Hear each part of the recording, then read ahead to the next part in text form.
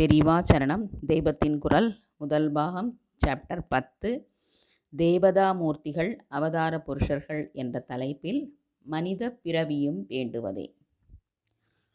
ஆச்சாரிய சங்கராச்சாரிய சந்துமே ஜென்ம ஜென்மனி.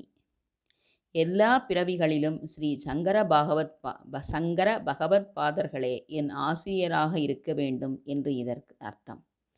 ஸ்லோகம் முழுவதையும் சொல்கிறேன். சாஸ்திரம் சாரீர மீமாம்சா தேவஸ்து பரமேஸ்வர ஆச்சாரிய சங்கராச்சாரிய சந்துமே ஜென்ம ஜென்மனி. சாரீர மீமாம்சா என்றால் சரீரத்துக்குள் இருக்கப்பட்ட உயிரை பற்றி சொல்கிற வேதாந்த சாஸ்திரம்தான் வேதாந்திர சாஸ்திரம் என்று அர்த்தம். இந்த வேதாந்தமே எந்நாளும் எனக்கு சமய சாஸ்திரமாக இருக்கட்டும். அதாவது நான் வேத மதத்திலேயே பிறக்க வேண்டும் என்று ஸ்லோகத்தின் முதல் வரி சொல்கிறது. அடுத்த வரி பரமேஸ்வரனே எனக்கு எந்நாளும் தெய்வமாக இருக்கட்டும் என்கிறது. பிறகு ஜென்ம ஜென்மத்திலும் எனக்கு சங்கரரே ஆச்சாரியாராக இருக்கட்டும் என்று ஸ்லோகம் முடிகிறது. புனர்ஜென்மம் இல்லாமல் பரமாத்மாவில் கலந்துவிட வேண்டும் என்பதே பொதுவாக பிரார்த்திக்கப்படுவது. ஆனால் ஸ்ரீ சங்கர பகவத் பாதர்கள் ஒவ்வொரு ஜென்மாவிலும் ஆச்சாரியராக அமைவார் என்றால் எத்தனை பிறவியும் எடுக்கலாம் என்று இந்த ஸ்லோகம் சொல்வது போலிருக்கிறது. நடராஜாவை பார்த்து கொண்டே இருப்பதற்காக மனித பிறவியும் வேண்டுவதே இம்மாநிலத்தை என்று அப்பர் சுவாமிகள் சொன்னது போல் இருக்கிறது. ஸ்ரீ சங்கரரும் இதே ரீதியில் சிவானந்த லகரியில் ஒரு ஸ்லோகத்தில் பிரார்த்திக்கிறார். நரத்வம் தேவத்வம் நரத்வம் தேவத்வம் நகவன மிருகத்வம் மச்சகதா பசுத்வம் கீடத்வம் பவது விகத்வாதி ஜனனம் சதாத்வத் பாதாத்ய ஸ்மரண பரமானந்த லஹரி விகாராசக்தம் சேத் ஹிருதயமிக் கிம் தேன பபுஷா. பரமேஸ்வரனின் பாதார விந்தத்தை ஸ்மரித்து அந்த ஆனந்த வெள்ளத்தில் மூழ்கியிருப்பதற்கு தடையில்லை எனில் நான் எந்த பிறவியும் எடுக்க தயார். மனிதனாகவோ தேவனாகவோ கல்லாகவோ மரமாகவோ விலங்காகவோ கொசுவாகவோ மாடாகவோ கிருமியாகவோ பட்சியாகவோ எந்த பிறவி வாய்த்தாலும் சரி, ஹிருதயத்தில் ஈஸ்வர ஸ்மரணானந்தம் வெள்ளமாக பாய்ந்தால் சாரீரம் எதுவாக இருந்தால் என்ன என்கிறார் இந்த ஸ்லோகத்தில் ஸ்ரீ ஆச்சாரியாள். ஆச்சாரியாள் என்று சொன்னாலே இந்த தேசத்தில் ஸ்ரீ சங்கராச்சாரியார்களைத்தான் குறிப்பிடுகிறது. இதிலிருந்தே அவரது மகிமை தெரிகிறது. பீஷ்மாச்சாரியார், துரோணாச்சாரியார், வியாசாச்சாரியார், சாயனாச்சாரியார், இன்னும் எத்தனையோ ஆச்சாரியார்கள் இருந்தாலும் ஒரு பெயரையும் சேர்க்காமல் ஆச்சாரியாள் என்று மட்டும் சொன்னால் அது நம் பகவத்பாதாள் என்றே அனைவரும் புரிந்து கொள்கிறார்கள். சாஸ்திர அர்த்தங்களை எடுத்து சொல்லி பிறரை ஆச்சாரத்தில் நிலைநிறுத்துவதோடு எவனொருவன் தானே அந்த ஆச்சாரங்களை அனுஷ்டித்து காட்டுகிறானோ அவனே ஆச்சாரியன் என்பதுதான் ஆச்சாரிய பதத்துக்கு லட்சணம். ஸ்ரீ சங்கர பகவத்பாதர்கள் அத்வைதத்தை பரம தத்துவமாக ஸ்தாபித்தார். நாமும் எல்லாம் ஒன்று வேதமில்லை என்று பிரமாதமாக வேதாந்தம் பேசுகிறோம். ஆனால் யதார்த்தத்தில் இந்த ஏகமான சத் வஸ்துவின் ஞானம் நமக்கு கொஞ்சம் கூட வரவில்லை.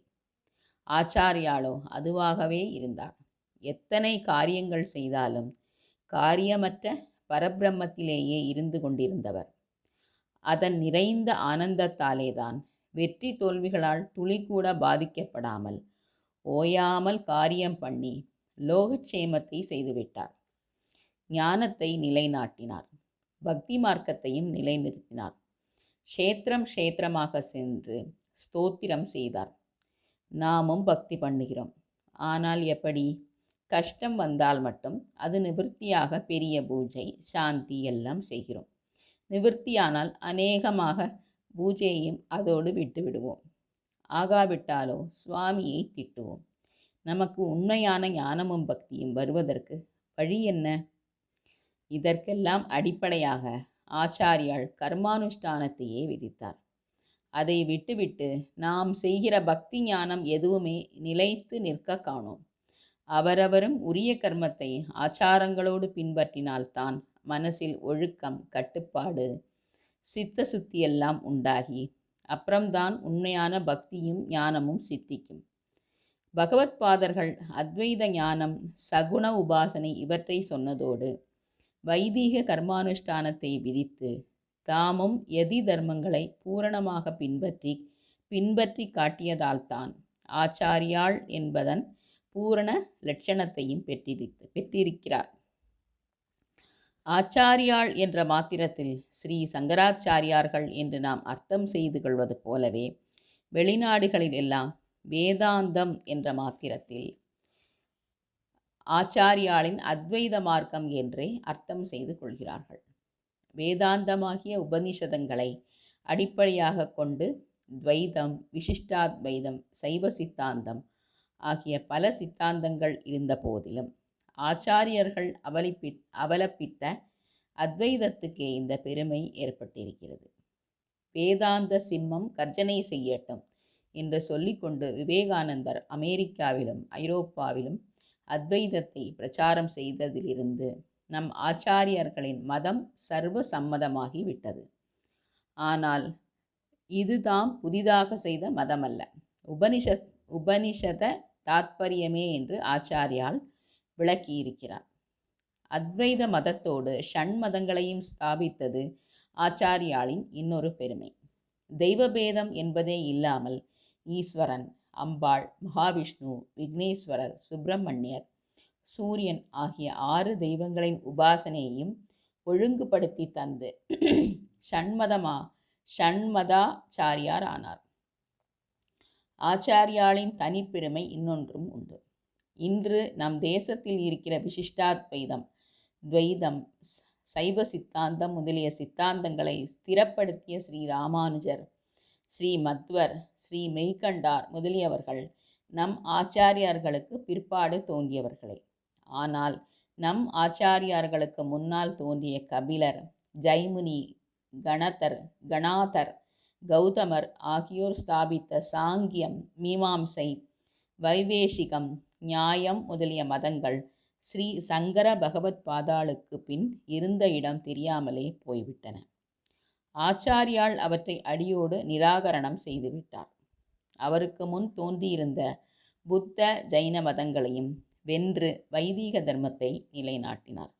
32 வயசுக்குள் இத்தனை காரியங்களை செய்த ஆச்சாரியால் பரமேஸ்வர அவதாரமே என்பதில் சந்தேகமே இல்லை. பெரிவா சரணம்.